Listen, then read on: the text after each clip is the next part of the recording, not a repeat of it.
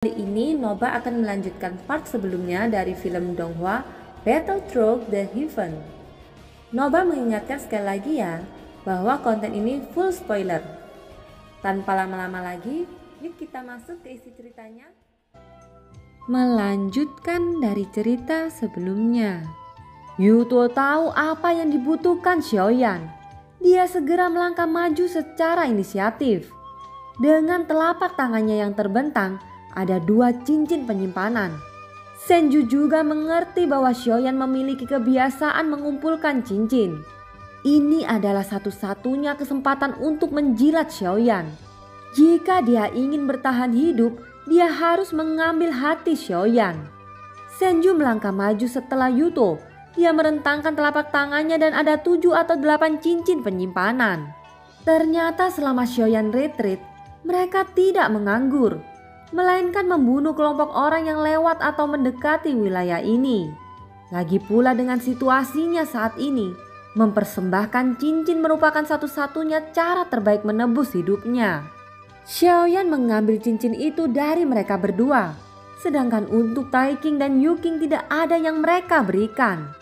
Mungkin karena statusnya sebagai eksistensi kuat di langkah kelima dari keabadian Kaisar, sehingga mereka tidak pernah melakukan hal kecil seperti mengambil cincin penyimpanan. Kalian berdua melakukan pekerjaan dengan baik, ucap Xiaoyan menerima cincin yang diburu keduanya dan sedikit mengangguk. Mendengar pujian dari Xiaoyan, meskipun Senju tidak menunjukkannya, dia sangat gembira di dalam hatinya. Tapi untuk Yuking dan Taiking, semakin samar sikap Xiaoyan kepada mereka, semakin cemas hati mereka. Mereka tidak bisa berbuat banyak, apalagi melarikan diri. Mereka mungkin tidak takut pada Xiaoyan, tapi apa yang benar-benar mereka takutkan adalah seorang wanita yang tampak tidak berbahaya di samping Xiaoyan, yaitu sang ratu dari alam Xuanyin. Wajahnya yang cantik dan lembut itu tidak bisa melihat kekurangan apapun. Jika seseorang tidak mengetahui identitasnya, seseorang akan tertarik dengan penampilannya yang cantik terlebih dahulu. Tetapi jika seseorang tahu bahwa dia adalah seorang ratu alam Xuanyin, mereka mungkin bahkan tidak berani menatapnya. Misalnya saat ini Taiking dan Yuking, kedua wanita itu sama sekali tidak berani menatap sang ratu, dan mereka tidak berani melarikan diri. Mereka tahu bahwa sang ratu yang terlihat cantik di luar adalah wanita yang kejam di dalam hatinya.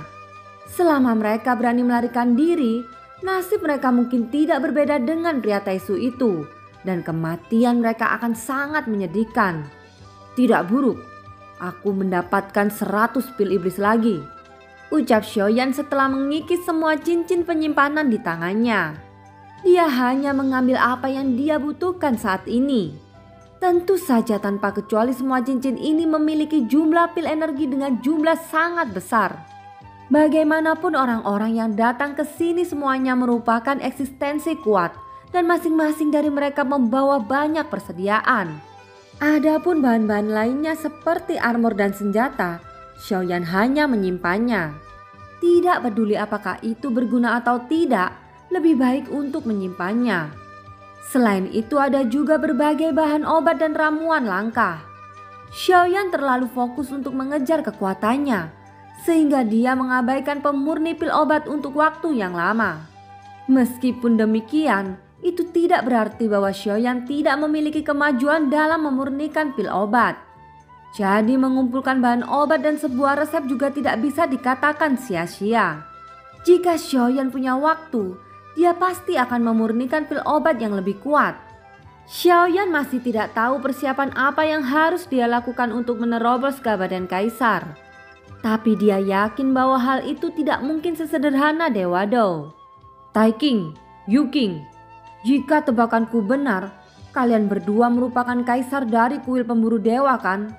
Ucap Xiaoyan akhirnya angkat bicara kepada kedua wanita itu. Ya, ucap kedua wanita itu tidak berani menyembunyikan apapun. Apakah tujuanmu datang ke sini untuk mengundangku menjadi tamu di kuil pemburu dewa? Ucap Xiaoyan. Kedua wanita itu tertegun sejenak dan mengangguk cepat seperti ayam mematuk nasi. Kalian seharusnya tahu bahwa sebelum kalian berdua ada juga seorang pria bernama Yuanwei yang ingin membawaku. Tetapi aku tidak ingin pergi, jadi dia berencana untuk membunuhku. Jadi apakah kamu akan melakukan hal yang sama? Ucap Xiaoyan sambil tersenyum.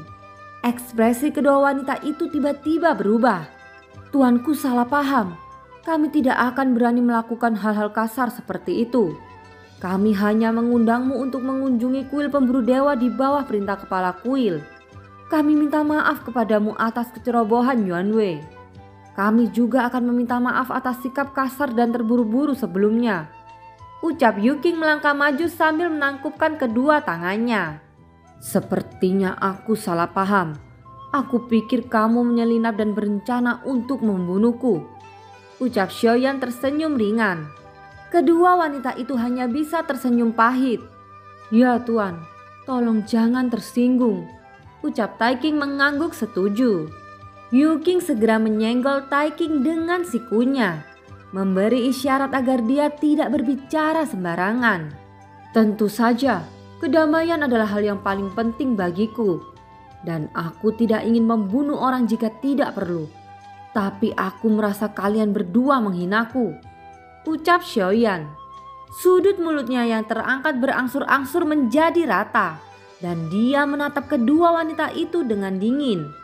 Senyum di wajah kedua wanita itu berhenti tiba-tiba. Jelas Xiaoyan tidak semudah yang mereka bayangkan. Tolong maafkan aku. Sang Ratu, kami hanya mengikuti perintah ketua kuil. Jadi kami tidak punya pilihan selain melakukannya. Ucap Yuking bahkan langsung berlutut. Taiking juga berlutut di tanah setelah menyadarinya. Apa perintah sebenarnya dari Suci untukmu? Tanya Xiaoyan dengan dingin. Kedua wanita itu berhenti sejenak. Yuking juga menggertakkan giginya. Jujur ketua kuil memerintahkan kami mencuri kesempatan untuk membunuh tuan. Ucap Yuking. Xiaoyan tersenyum saat mendengar ini. Tampaknya dia berniat mengundang mayatku kembali untuk menjadi tamu. Ucap Xiaoyan. Kedua wanita itu tidak berani menjawab. Keringat dingin muncul di dahinya. Hal yang paling mengejutkan adalah mereka juga sangat meragukan identitas Xiaoyan. Tetapi tidak peduli bagaimana mereka memikirkannya, mereka tidak dapat memahami satu atau dua hal. Mereka hanya tahu bahwa Xiaoyan berasal dari dunia sensi. Tetapi meskipun demikian sangat tidak mungkin bagi ratu untuk mementingkan dia dan bahkan memenuhi semua persyaratan untuknya. Tuan, semua yang kami lakukan tidak lebih dari perintah ketua kuil. Sebagai bawahan, aku juga dituntut mematuhi perintah untuk bertahan hidup. Aku berharap tuanku akan menyelamatkan hidupku. Ucap Yuking terus memohon. Sama sekali tidak mungkin bagiku untuk membiarkan kalian pergi. Tapi jika kamu ingin bertahan hidup, aku bisa memberimu kesempatan. Ucap Xiaoyan. Tuanku, tolong beritahu kami persyaratannya. Ucap kedua gadis itu. Pertama-tama serahkan esensi darah kalian berdua dan kemudian melayaniku sebagai tuan. Ucap Xiaoyan menatap kedua wanita itu. Tuan, bukannya kami tidak mau. Hanya saja kami juga mengorbankan esensi darah kami kepada ketua kuil. Jika tuan kuil tahu, kami juga akan berakhir dihancurkan. Ucap Yuking berkata dengan pahit. Kalau begitu tidak apa-apa jika dia tidak tahu kan? Ucap Xiaoyan. Apa yang tuan ingin kami lakukan? Ucap Yuking. Dibandingkan dengan Taiking, Yuking jelas lebih bijaksana dan bertanya langsung. Xiaoyan tersenyum sedikit lalu menjadi serius. Menghancurkan formasi. Ucap Xiaoyan. Menghancurkan formasi? Ucap terkejut kedua wanita itu. Ya, formasi awan mata langit. Kalian berdua seharusnya tidak asing lagi. Ucap Xiaoyan. Kedua wanita itu lebih terkejut saat mendengar kata-kata itu dan tidak bisa menjawab untuk sesaat. Tidak perlu dikatakan lagi betapa pentingnya formasi ini bagi kuil pemburu dewa. Berkat formasi inilah mereka dapat tumbuh ke tingkat yang sangat kuat ke titik ini. Dan esensi darah mereka dikorbankan untuk formasi ini. Jika formasi rusak maka mereka juga akan mati bersamanya. Suamiku, aku khawatir mereka tidak akan bisa memenuhi permintaanmu. Sejauh yang aku tahu, hidup mereka terhubung dengan formasi ini. Merusak formasi sama saja dengan bunuh diri, ucap sang ratu di samping Xiaoyan. Oh, apakah ada hal seperti itu? Ucap terkejut Xiaoyan. Dia tidak menyangka bahwa hidup mereka akan terhubung dengan formasi. Kedua wanita itu mengangguk dengan menyedihkan. Xiaoyan mengerutkan kening dan mencubit dagunya. Ku dengar Zuci menyukai wanita cantik. Kenapa kalian tidak menggunakan cara itu? Ucap Xiaoyan. Kalimat ini langsung membuat sang ratu mengangkat alisnya. Di mana kamu mendengar itu? Ucap sang ratu. Xiaoyan terbatuk 2 kali dengan senyum canggung. Xiaoyan hanya menebak. Lagi pula Zuci memiliki wajah yang persis sama dengannya. Dia juga reinkarnasi dari Zuzang. Jadi kemungkinan besar dia agak mirip dalam beberapa kepribadian. Ketua kuil memiliki 3.000 wanita cantik. Dan aku tidak sabar menunggu yang nomor 1. Ucap Taiking tersenyum pahit. Dilihat dari penampilannya, dia berharap disukai oleh Zuci. Tapi sayangnya dia tidak masuk di mata Zuci. Saat ini sang ratu memandang Xiaoyan dengan mata tidak ramah. Apakah kamu juga memiliki 3.000 wanita cantik? Ucap sang ratu. Meskipun ratu tersenyum, Xiaoyan merasakan hembusan angin dingin yang membuat rambutnya berdiri tegak. Tentu saja tidak. Ucap Xiaoyan dengan senyum kering. Termasuk aku. Kamu punya berapa? Tanya sang ratu. Karena kalian tidak bisa merusak formasi, maka mari kita ubah dengan cara mengendalikan formasi. Aku ingin kamu menukar semua mata formasi untukku. Ucap Xiaoyan dengan serius dan buru-buru mengganti topik pembicaraan. Kedua wanita itu berhenti ketika mendengar kata-kata itu. Mereka tidak mempercayai Xiaoyan. Jika Xiaoyan benar-benar memiliki kemampuan untuk menembus formasi, dia akan menerobos formasi tanpa ragu-ragu. Lupakan saja, tidak apa-apa jika kamu tidak mau. Maka aku hanya bisa menahanmu di sini. Sekarang karena tidak ada nilai yang berguna, aku tidak punya alasan untuk membiarkanmu hidup. Ucap Xiaoyan perlahan berdiri. Saat dia berbicara, Doki Agung melonjak di tubuhnya. Yuan aku akan bertarung dulu. Jika aku tidak bisa mengalahkannya, aku akan menyerahkannya padamu. Ucap Xiaoyan. Dia menyentuh tinjunya dan hendak menyerang. Oke, ucap sang ratu. Tunggu dulu, tuanku. Ini adalah esensi darahku. Tolong ambillah. Ucap kedua wanita itu buru-buru berkata. Kedua wanita itu sepertinya tidak memiliki ruang untuk berdiskusi lagi. Jika mereka terus berbicara omong kosong, itu akan menjadi jalan menuju neraka. Xiaoyan melirik kedua wanita itu lalu menerima esensi darah dan menyerahkannya kepada sang ratu. Yuan aku akan memberikannya padamu untuk diamankan. Jika mereka berani membelot, bunuh saja secara langsung. Ucap Xiaoyan. Kedua wanita itu tersenyum masam, tapi mereka tidak punya hak untuk membantah. Di mana avatar ketua kuilmu? Tanya Xiaoyan. Avatar ketua kuil? Ucap Taiking dan Yuking saling memandang satu sama lain. Seolah-olah mereka tidak mengetahuinya dan sepertinya mereka tidak berpura-pura. Tuanku, sejujurnya kami benar-benar tidak tahu tentang masalah ini. Ucap kedua wanita itu. Xiaoyan sedikit mengernyit.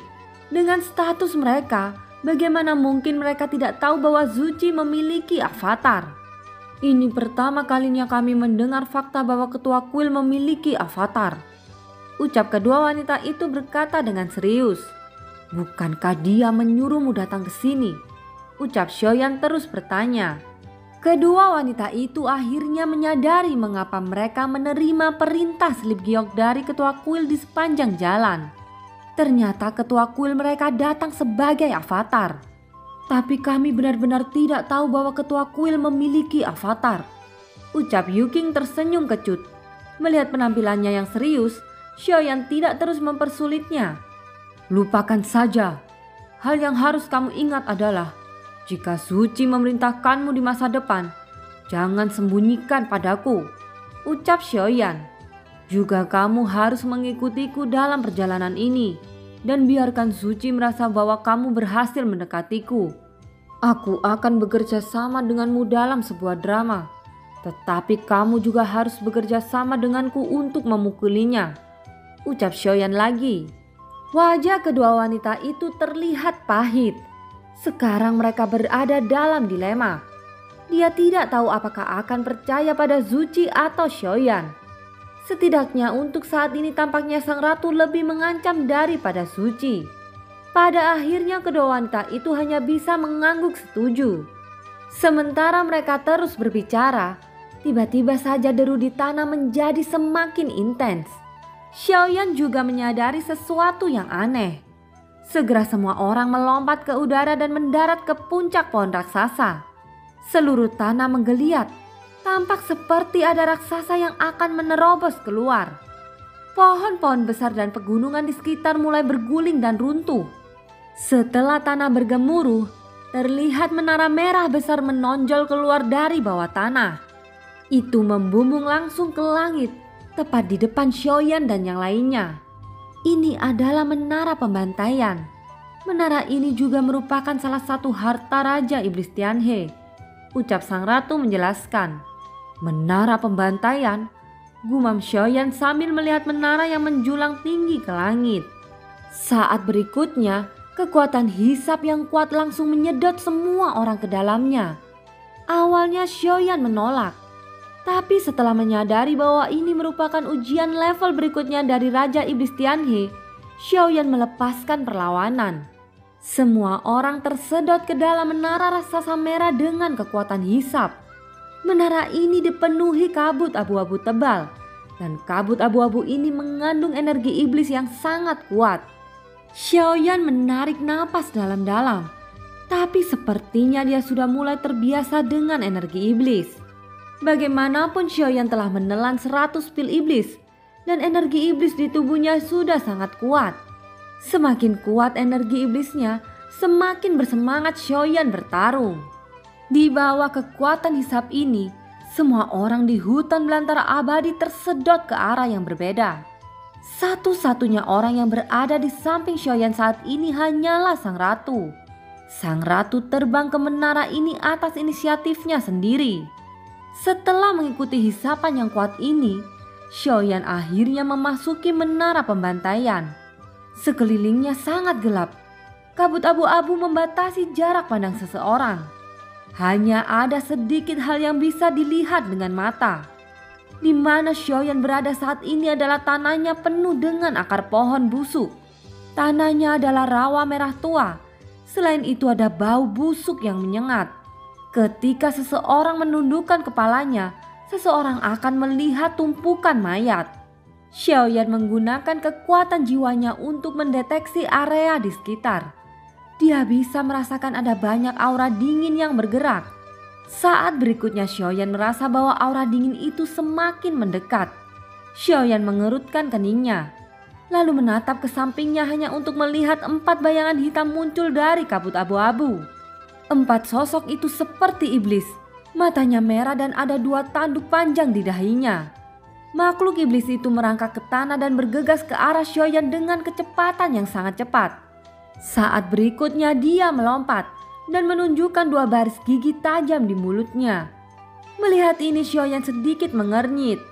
Tanpa sepatah kata pun dia mengeluarkan penguasa Xuan lalu membanting ke depan. Namun kecepatan iblis ini sangat cepat dan memiliki reaksi yang sangat bagus. Dengan goyang tubuhnya, pukulan Xiaoyan benar-benar tidak mampu mengenainya. Tidak buruk. Kalau begitu bagaimana dengan ini? Ucap Xiaoyan tersenyum dingin. Dalam hal kecepatan secara alami Xiaoyan jauh lebih unggul dengan sayap dewa hitam di punggungnya.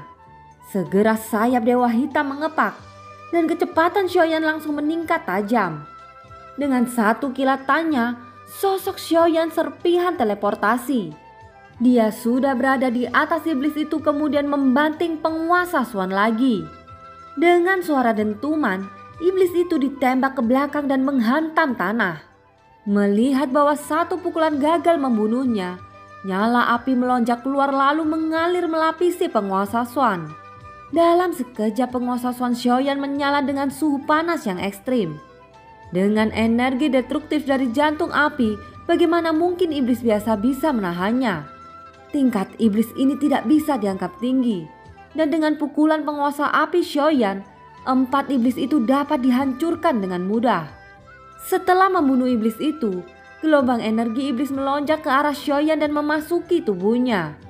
Energi iblis ini membuat Xiaoyan semakin candu perang. Hal baiknya adalah energi iblis ini juga mengandung sumber energi murni yang mengalir ke tubuh Xiaoyan. Pada saat ini, sosok Xiaoyan bergerak maju ke kabut abu-abu. Kabut abu-abu tebal di depannya menghalangi penglihatan, tetapi dengan kekuatan jiwa di tingkat domain, Xiaoyan dapat melihat dengan jelas dan menemukan aura di sekitarnya secara langsung. Setelah masuk lebih dalam, Xiaoyan akhirnya merasakan 2 aura kuat yang bukan dari iblis. Itu seharusnya eksistensi kuat yang tersedot ke dalamnya seperti dia. Semakin Xiaoyan maju, semakin kuat dia dengan salah satu aura. Dan dari kejauhan dia mulai melihat sesosok berdiri di kabut abu-abu. Mata merahnya sangat mencolok. Tentu saja ketika pihak lain memandang Xiaoyan, dia juga melihat sepasang mata merah Xiaoyan yang mencolok. Jelas keduanya terpengaruh efek energi iblis yang sangat kuat. Tetapi pada saat ini, energi iblis di dalam tubuh Xiaoyan telah memadat. Di meridiannya sebuah pil merah darah terkondensasi. Dan semua energi iblis di dalam tubuh Xiaoyan mengalir ke dalam pil itu. Dengan kata lain, energi iblis di tubuhnya terakumulasi menjadi pil. Tapi itu tidak membahayakan tubuhnya. Itu hanya membuat Xiaoyan lebih bersemangat dan lebih mencintai perang. Pihak lain tampaknya sama. Dia menatap Xiaoyan dari kejauhan dengan niat bertarung. Keduanya tidak berdialog. Dan pada saat berikutnya mereka sama-sama bergerak maju menuju pihak lain. Suara tabrakan 2 senjata terdengar. Orang ini memegang pedang sepanjang 8 meter. Dan itu bertabrakan dengan penguasa Swan berat Xiaoyan. Percikan api terpantul dari kedua arah. Tetapi di bawah pukulan ini, sosok Xiaoyan melesat mundur. Ternyata kekuatan yang dimiliki orang itu sudah mencapai keabadian kaisar. Dewa pertempuran, sulit dipercaya dia bisa bertahan sampai sekarang dengan kekuatan dewanya. Ucap pria itu memandang Xiaoyan dengan aneh. Mungkin itu keberuntungan. Ucap Xiaoyan. Sungguh, maka keberuntunganmu harus berakhir di sini. Ucap pria itu berkata dengan dingin. Setelah berbicara, energi keabadian mengalir ke dalam pedang. Pedang itu terbang ke atas lalu melesat ke arah Xiaoyan seperti kilat. Pria itu menghela nafas, seolah-olah dia sudah berlebihan untuk membunuh seorang dewa Dao dengan gerakan ini. Pada saat ini pedang itu melesat lurus membelah kabut abu-abu menjadi 2. Bahkan sebelum pedang itu mendarat ke tubuh Xiaoyan, pria itu berbalik dan hendak pergi. Dia sepertinya sudah menebak hasilnya. Tapi tepat saat dia berbalik, dia merasakan angin kencang dari belakangnya. Pria itu menoleh hanya untuk melihat sesosok dengan sayap hitam emas melesat ke arahnya. Halo, jangan terlalu percaya diri. Ucap Xiaoyan mengungkapkan senyum jahatnya. Pupil mata pria itu tiba-tiba menyusut. Dan sebuah kepalan tangan Xiaoyan membesar dengan cepat. Makanlah pukulan ini, ucap Xiaoyan. Dan film pun berakhir. Terima kasih ya yang sudah nonton Nobas sampai akhir. Sampai jumpa.